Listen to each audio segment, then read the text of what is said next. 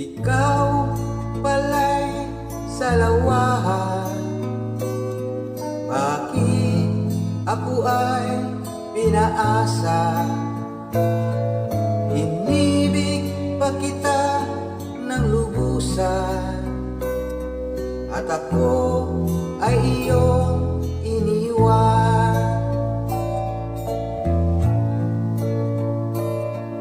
Nilimot mo na ang sumpaan, maging ang tamis ng suyuan. Dinulot mo ay kasawian sa aking pusong nagmamahal.